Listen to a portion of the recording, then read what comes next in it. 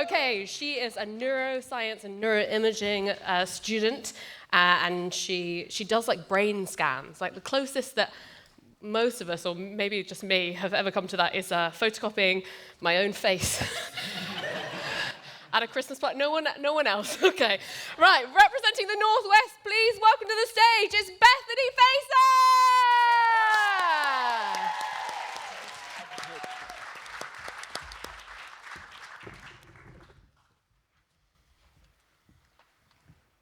Have you ever been inside of a brain?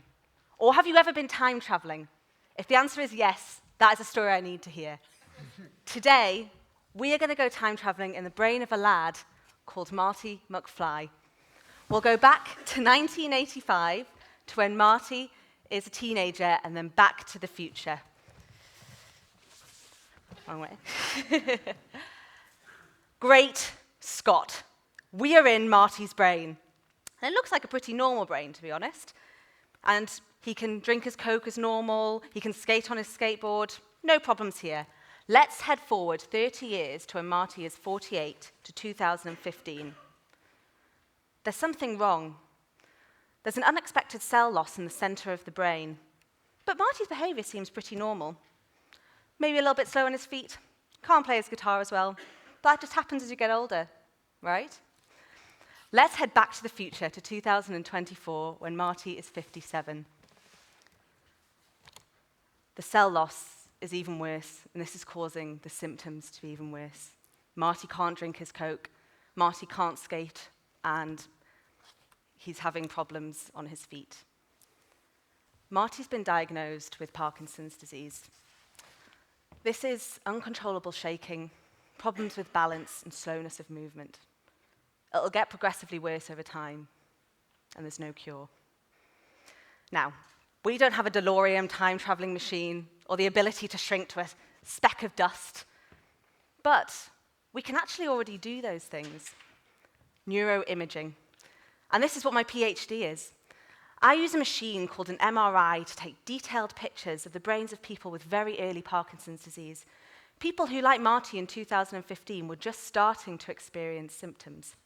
I look at those brain changes and symptoms and determine where, why, and how Parkinson's is impacting the brain over time.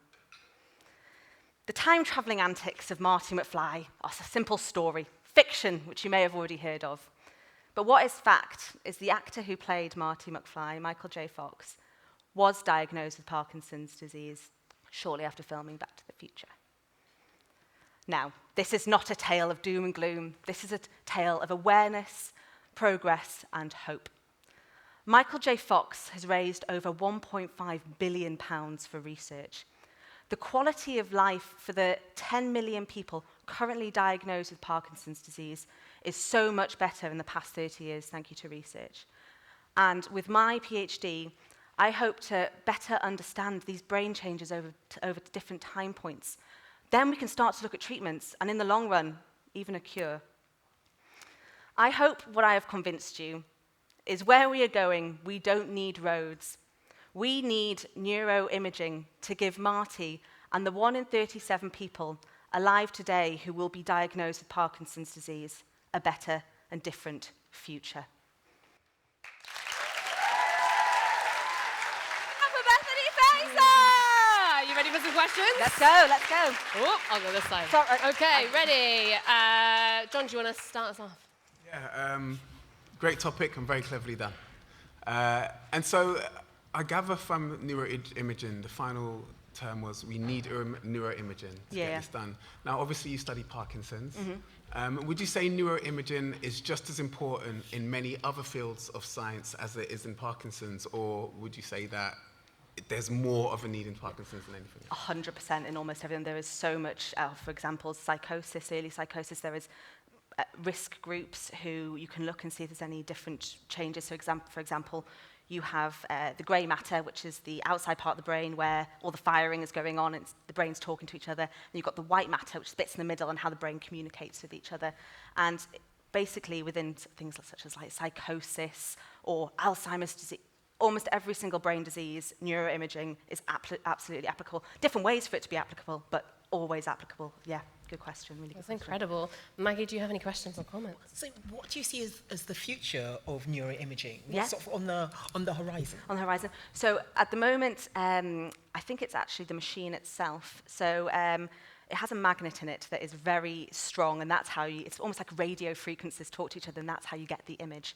So point, you've got something called 1.5 Tesla and a 3 Tesla. As it goes up, it gets stronger, and that image is more clear and more crisp. We've currently just got a 7 Tesla, which is coming out. So that kind of stronger gives us a more kind of crisp, clean image. And I think with neuroimaging in Parkinson's disease, it is definitely just needed more in general. And I think within neuroimaging, I'll say, please do go and get involved in research. I think it's the biggest thing. I think people are very scared by neuroimaging, and the future for me is get involved in research, please. the main thing that I want everyone to take away.